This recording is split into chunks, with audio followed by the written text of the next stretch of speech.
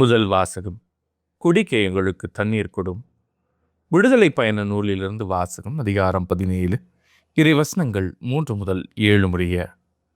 அந்நாள்களில் Israel மக்கள் scene பாலை நிலத்திலிருந்து ரபிதீம் வந்து அங்கு பாளையம் இறங்கினர். அங்கு தண்ணீரின்றி தவித்ததால் மக்கள் மோசேயை எதிர்த்து முறுமுறுத்து, நீர் எகிப்திலிருந்து எங்களை வெளியேறச் செய்தது எங்களையும் எங்கள் பிள்ளைகளையும் கால்நடைகளையும் தாகத்தால் சாகடிக்கவா என்று கேட்டனர். மோசே ஆண்டவரிடம், இந்த மக்களோடு நான் என்ன செய்வேன்? இன்னும் கொஞ்சம் போனால் என் மேல் கல்லெறிவார்களே என்று கதறினார்.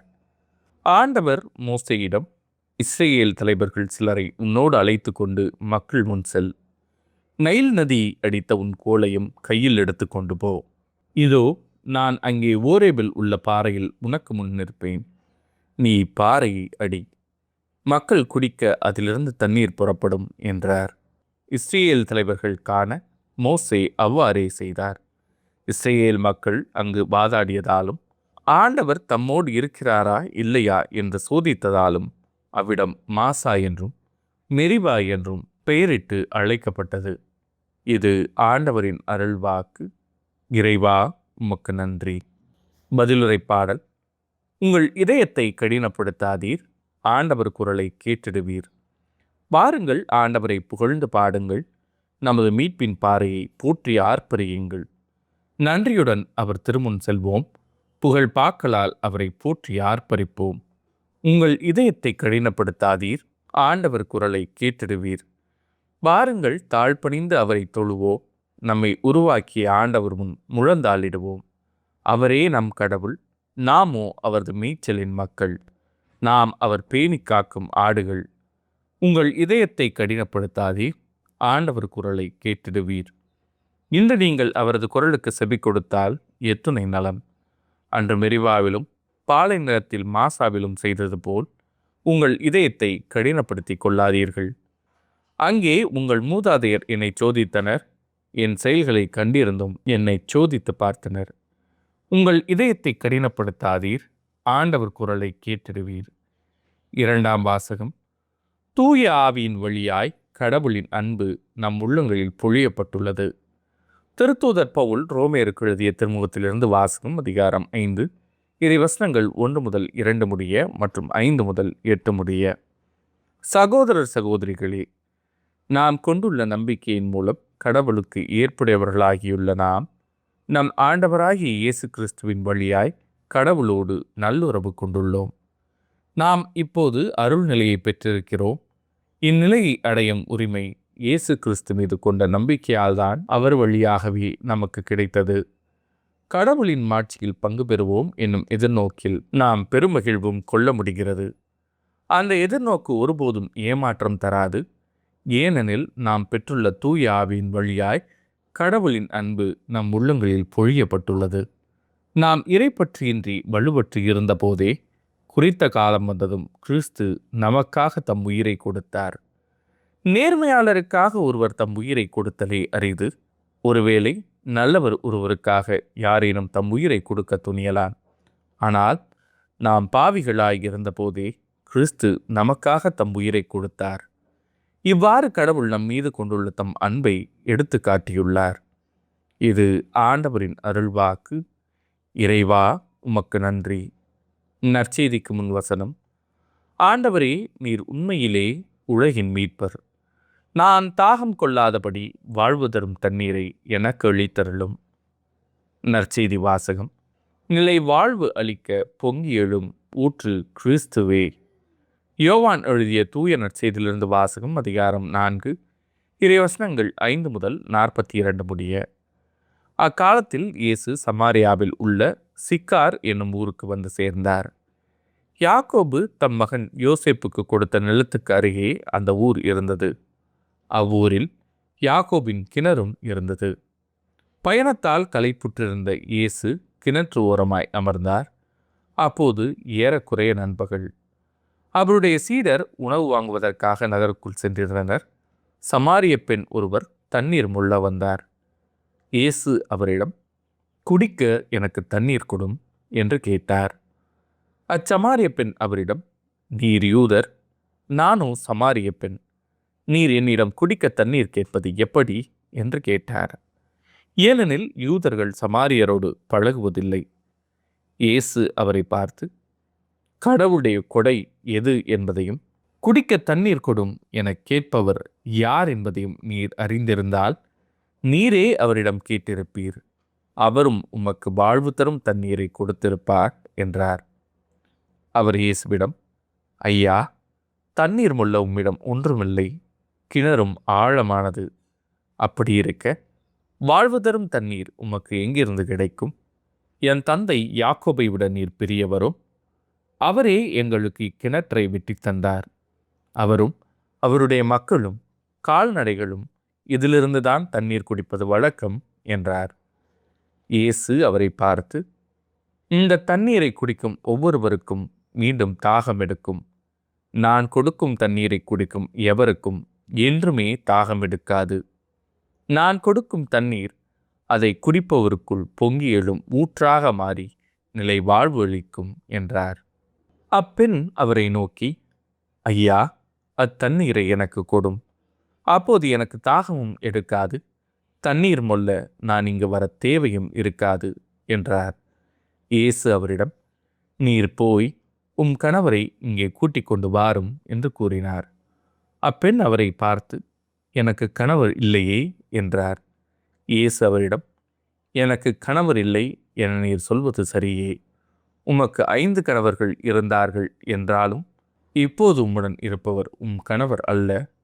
எனவே நீர் கூறியது உண்மையே என்றார். அப்பெண் அவரிடம், ஐயா, நீர் ஓர் இறைவாக்கினர் என கண்டு கொண்டேன். எங்கள் முன்னோர் இம்மழையில் வழிபட்டு வந்தனர். ஆனால் நீங்கள் எருசலேமில்தான் வழிபட வேண்டும் என்கிறீர்களே என்றார். இயேசு அவரிடம், அம்மா, என்னை நம்பும், காலம் வருகிறது, அப்போது நீங்கள் தந்தையை இம்மலையிலோ எருசலேமிலோ வழிபட மாட்டீர்கள். யாரை வழிபடுகிறீர்கள் என தெரியாமல் நீங்கள் வழிபடுகிறீர்கள். ஆனால் நாங்கள் தெரிந்து வழிபடுகிறோம். யூதரிடமிருந்தே மீட்பு வருகிறது. காலம் வருகிறது, ஏன் வந்தே விட்டது. அப்போது உண்மையாய் வழிபடுவோர் தந்தையை அவரது உண்மை இயல்பிற்கேற்ப உள்ளத்தில் வழிபடுவர். தம்மை வழிபடுவோர் இத்தகையோராய் இருக்கவே தந்தை விரும்புகிறார். கடவுள் உருவமற்றவர். அவரை வழிபடுவோர் அவரது உண்மை இயல்புக்கு ஏற்ப உள்ளத்தில்தான் வழிபட வேண்டும் என்றார். அப்பெண் அவரிடம், கிறிஸ்து எனப்படும் மெசியா வருவார் என எனக்கு தெரியும். அவர் வரும்போது அனைத்தையும் எங்களுக்கு அறிவிப்பார் என்றார். இயேசு அவரிடம், உம்மோடு பேசும் நானே அவர் என்றார். அந்நேரத்தில் இயேசுவின் சீடர் திரும்பி வந்தனர். பெண் ஒருவரிடம் அவர் பேசிக் கொண்டிருப்பதைக் கண்டு அவர்கள் வியப்புற்றனர். எனினும் என்ன வேண்டும் என்றோ அவரோடு என்ன பேசுகிறீர் என்றோ எவரும் கேட்கவில்லை. அப்பெண் தம் குடத்தை விட்டுவிட்டு ஊருக்குள் சென்று மக்களிடம், நான் செய்த எல்லாவற்றையும் என்னிடம் சொன்ன மனிதரை வந்து பாருங்கள், அவர் மெசியாவாக இருப்பாரோ என்றார். அவர்கள் ஊரிலிருந்து புறப்பட்டு இயேசுவிடம் வந்தார்கள். அதற்கிடையில் சீடர், ரபி, உண்ணும் என்று வேண்டினர். இயேசு அவர்களிடம், நான் உண்பதற்குரிய உணவு ஒன்று உண்டு, அது உங்களுக்கு தெரியாது என்றார். யாராவது அவருக்கு உணவு கொடுத்திருப்பார்களோ என்று சீடர்கள் தங்களிடையே பேசிக்கொண்டார்கள். இயேசு அவர்களிடம், என்னை அனுப்பியவரின் திருவுளத்தை நிறைவேற்றுவதும் அவர் கொடுத்த வேலையை செய்து முடிப்பதுமே என் உணவு. 4 மாதங்களுக்கு பின்தான் அறுவடை என்னும் கூற்று உங்களிடையே உண்டே. நிமிர்ந்து வயல்வெளிகளை பாருங்கள். பயிர் முற்றி அறுவடைக்கு தயாராய் உள்ளது. அறுப்பவர் கூலி பெறுகிறார். நிலை வாழ்வு பெறுவதற்காக மக்களை கூட்டிச் சேர்க்கிறார். இவ்வாறு விதைப்பவரும் அறுப்பவரும் ஒருமிக்க மகிழ்ச்சி அடைகின்றனர். நீங்கள் உழைத்து பயிராததை அறுவடை செய்ய நான் உங்களை அனுப்பினேன். மற்றவர்கள் உழைத்தார்கள், ஆனால் நீங்கள் அந்த உழைப்பின் பயனை அடைந்தீர்கள். இவ்வாறு விதைப்பவர் ஒருவர், அறுவடை செய்பவர் வேறு ஒருவர் என்னும் கூற்று உண்மையாயிற்று என்றார். நான் செய்தவை அனைத்தையும் என்னிடம் சொன்னார் என்று சான்று பகர்ந்த பெண்ணின் வார்த்தையை முன்னிட்டு அவ்வூரில் உள்ள சமாரியர் பலர் இயேசுவிடம் நம்பிக்கை கொண்டனர். சமாரியர் அவரிடம் வந்தபோது அவரை தங்களோடு தங்குமாறு கேட்டுக்கொண்டனர். அவரும் அங்கு 2 நாள் தங்கினார். அவரது வார்த்தையை முன்னிட்டு இன்னும் பலர் அவரை நம்பினர். அவர்கள் அப்பெண்ணிடம், எப்போது உன் பேச்சை கேட்டு நாங்கள் நம்பவில்லை, நாங்களே அவர் பேச்சை கேட்டோம், அவர் உண்மையிலே உலகின் மீட்பர் என அறிந்து கொண்டோம் என்றார்கள். இது ஆண்டவரின் அருள்வாக்கு. கிறிஸ்துவே உமக்கு புகழ். இறையேசுவில் அன்புக்குரிய சகோதர சகோதரிகளே, நம் ஆண்டவர் இயேசு கிறிஸ்துவின் நாமத்தின் பெயரால் உங்கள் அனைவருக்கும் அன்பையும் சமாதானத்தையும் தெரிவித்துக் கொள்கிறேன். முன்னொரு காலத்திலே மன்னன் ஒருவன் தான் தலை சிறந்த மன்னர், தம்மை மிஞ்சி எந்த ஒரு அரசனும் ஆட்சி செய்ய முடியாது என்ற ஒரு தலை கணத்தில் அவன் மக்கள் மீது அதிகமாக ஆதிக்கம் செலுத்தி வந்தான். தான் முதன்மையாக இருக்க வேண்டும், தனக்கு கீழ்தாள் அனைவரும் என்று சொல்லி எங்கு சென்றாலும் தன் பெயரை புகழுரையை பரப்ப வேண்டும் என்று மக்களுக்கு கட்டளை பிறப்பித்தான். ஒரு காலகட்டத்தில் மக்கள் அனைவருமே அரசனின் அந்த அரசாட்சியை கண்டு முணுமுணுக்க தொடங்குகிறார்கள். ஒரு தேவை நிமித்தமாக கூட்டமாக சில மக்கள் அரண்மனைக்குள் வருகிறார்கள். அவ்வாறு வந்து அரச முன்னிலையில் நிற்கும் பொழுது அவர்கள் அனைவரையுமே தன் காலில் விழுந்து வணங்குமாறு அரசன் அவர்களுக்கு கட்டளை பிறப்பிக்கின்றான். அதில் வயது முதிர்ந்தவர்களும் இருக்கிறார்கள். அவர்களும் அவனது காலில் விழுந்து வணங்கிவிட்டு முணுமுணுக்கவே அவன் அவர்களை நோக்கி, என்ன அங்கே சலசலப்பு என்று வினைகிறான்.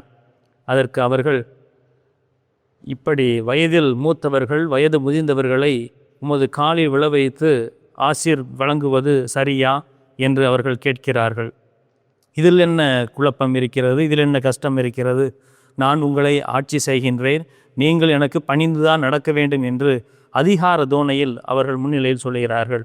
அப்பொழுது ஒரு பெரியவர் முன் வந்து, நீ எங்களுக்காக பணிவிடை செய்வதற்காக எங்களால் தேர்ந்தெடுக்கப்பட்டவன், எனவே நீ ஒரு பணியாளன்தான், மன்னராக இருந்த பட்சத்திலும் நீயும் ஒரு பணியாளன்தான் என்று சொல்லுகிறார்கள். அதை அவரால் ஏற்றுக்கொள்ள முடியவில்லை. எனவே என்னை எப்படி நீ பணியாளர் என்று சொல்வீர்? என்னை உன்னால் வேலை வாங்க முடியுமா என்று சொன்னவுடன் அந்த வயது முதிர்ந்தவர் இன்னும் அவரது அருகிலே வந்து தான் வைத்திருந்த தடியினை அவரது கையில், இதை பிடித்து கொள்ளுங்கள் ஒரு நிமிடம், நான் உமது காலில் விழுந்து வணங்க வேண்டும் என்று சொல்லி அந்த தடியினை அவரது கையில் கொடுக்கிறார். கொடுத்துவிட்டு வணங்கிவிட்டு, அந்த தடி இப்பொழுது என்னிடம் கொடுங்கள் என்று சொன்னவுடன் அந்த மன்னரும் அந்த தடியினை அவரிடம் திருப்ப கொடுத்து விடுகிறார். அப்பொழுது அந்த முதியவர் சொன்னாராம், நீங்களும் நான் சொல்லும் வேலைகளை செய்கிறீர்கள், எனது தடியை பிடிங்கள் என்று சொன்னேன், நீங்கள் வாங்கி கொண்டீர்கள், திருப்பி கொடுங்கள் என்று சொன்ன பொழுது நீங்களாகவே கொடுத்து விட்டீர்கள், ஆக நான் சொல்லுவதையும் நீங்கள் கேட்கிறீர்கள் என்று சொன்னாராம். இதை கூறி, ஆக அனைவருமே சமமானவர்கள், மனித பிறப்பினால் உயர்வு தாழ்வு ஏற்ற இறக்கம் பெரியவன் சிறியவன் என்ற எந்த ஒரு வேறுபாடுமே கிடையாது, மனிதராகிய நாம் தாம் அதை உருவாக்கி கொண்டோம், எனவே நம் அனைவருமே கடவுளின் படைப்பினால் சமம் என்று சொல்லி அந்த மன்னருக்கு இந்த வயதான முதியவர் ஒரு பாடம் புகட்டினாராம். இறையேசுவில் அன்புக்குரிய சகோதர சகோதரிகளே, நாம் தவக்காலத்தின் 3வது ஞாயிற்றுக்கிழமையில் இருக்கின்றோம். இன்றைய இறை சிந்தனையானது நாம் அனைவரையுமே வேற்றுமையில் ஒற்றுமை காண நமக்கு அழைப்பு விடுக்கின்றது. நாம் அனைவருமே கடவுளின் பார்வையில் விலை உயர்வு பெற்றவர்கள். அனைவரையுமே கடவுள் ஒரே சமமாக நேர்கோட்டில் தான் காண்கின்றார். எனவே கடவுளின் பார்வையில் நாம் அனைவருமே சமம். ஆனால் நமக்கு மட்டும் ஒருவர் மற்றவரை பார்க்கும் பொழுது பல வித்தியாசங்கள் நமக்கு தெரிகின்றன. அதிலே நான் தான் பெரியவன், அவன் தாழ்ந்தவன், எனக்கு நிகர் வேறு யாரும் கிடையாது என்ற ஒரு மேலோட்டமான எண்ணம் நம்முள்ளே உதிர்த்து எழுந்து அது நம்மை மிகவும் பாதாள குழிக்குள் தள்ளி கொண்டிருக்கிறது என்பதை நாம் உணராமலே செயல்பட்டு கொண்டிருக்கின்றோம். இதைத்தான் இன்றைய இறை வார்த்தை வழிபாடானது நமக்கு உணர்த்துகிறது. அனைவருமே சமம், ஒருவரை ஒருவர் அன்பு செய்து வாழ நமக்கு அழைப்பு கொடுக்கின்றது. இன்றைய முதல் வாசகத்திலே இஸ்ரேல் மக்கள் மோசேயிடம் சென்று முறையிடுகிறார்கள். நாங்கள் இத்தனை ஆண்டு காலமாக எகிப்தில்தான் அடிமைகளாக இருந்து கஷ்டப்பட்டோம் என்று நினைத்திருந்தோம், இனி எங்களுக்கு விடிவு காலம் பிறக்கும் என்று நம்பி உன் பின்னே வந்தோம், ஆனால் வந்த நாள் முதல் எங்களுக்கு ஒரே கஷ்டமும் தொந்தரவுமாகவே இருக்கிறது என்று சொல்லி அவரிடம் முறையிடுகிறார்கள். எங்களுக்கு குடிப்பதற்கு கூட நீர் இல்லாமல் நாவெல்லாம் வறண்டு நாங்கள் இன்னும் சிறிது நாட்களில் இறக்கப் போகிறோமே என்று மோசேயிடம் கடிந்து கொள்கிறார்கள். இந்த இஸ்ரேல் மக்கள் அவர்களின் துன்ப நிலைகளில் எவ்வாறெல்லாம் கடவுள் அவர்கள் உடனிருந்து அவர்களை வழி நடத்தினார் என்பதையெல்லாம் மறந்து, இப்பொழுது அவர்களுக்கு சிறிது துன்பம் வந்த உடனேயே உடனடியாக அப்படியே மாறி கடவுளை பழித்துரைக்க அவர்கள் முற்படுகிறார்கள். ஆனால் இவர்கள் கூறிய விண்ணப்பங்களை எல்லாம் மோசே கடவுளிடம் எடுத்து கூறும் பொழுது கடவுள் அவர்களுக்கு இசைவு கொடுத்து அவர்களது விண்ணப்ப குரலை கேட்டு மோசேயிடம் பாறையில் உனது கோலால் தட்டு, அங்கே நீர் வரும் என சொல்லுகிறார். அவரும் அவ்வாறே செய்கிறார். மக்கள் அனைவருமே அந்த நீரினை குடித்து தங்களது தாகத்தினை தணித்துக் கொள்கிறார்கள். இறையேசுவில் அன்புக்குரியவர்களே, நாம் நமது சந்தேக புத்தியினால் கடவுள் மீது சந்தேகப்பட்டாலும் கடவுள் நம்பிக்கைக்குரியவராக இருந்து அனைத்து சூழ்நிலைகளிலும் நம்மை வழிநடத்தி கொண்டிருக்கிறார் என்பதற்கு இந்த இஸ்ரேல் மக்கள் செய்த காரியத்திற்கு கடவுள் கொடுத்த அந்த பதிலடியே சான்றாக இருக்கிறது.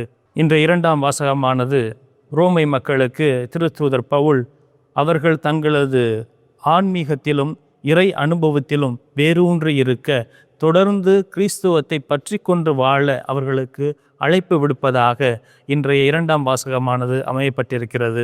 இந்த கடிதத்திலே பவுலடியார் நாம் பாவத்தின் மத்தியில் வாழ்ந்தாலும் இயேசுவுக்காகவும் இயேசு காட்டிய அந்த அன்பு அறநெறி செயல்களுக்காகவும் நாம் மனிதர்களாக வாழவும், தேவையற்ற பாவ நிலைகளை விட்டு விலகி இருக்கவும், கடவுள் மீது கொண்ட அன்பினை வெளிப்படுத்தும் விதமாக ஒருவரை ஒருவர் அன்பு செய்து வாழவும் நமக்கு கட்டளை பிறப்பித்து நம்மை அன்புடன் அழைக்கின்றார். நம்மை நமது பாவத்திலிருந்து மீட்பதற்காக கடவுள் தம் ஒரே மகனை அனுப்பி நம்மை மீட்டிருக்கின்றார். அவர் பட்ட அனைத்து வேதனைகளையும் பாடுகளையும் நாம் மறந்துவிட்டு நமது மூதாதையர் போல எவ்வாறு அவர்கள் பாலை நிலத்தில் தங்களை சரியாக கடவுள் கவனிக்கவில்லை என்று கூறி பழித்துரைத்தார்களோ அதே போன்ற தவறினை நாமும் மீண்டும் செய்யக்கூடாது.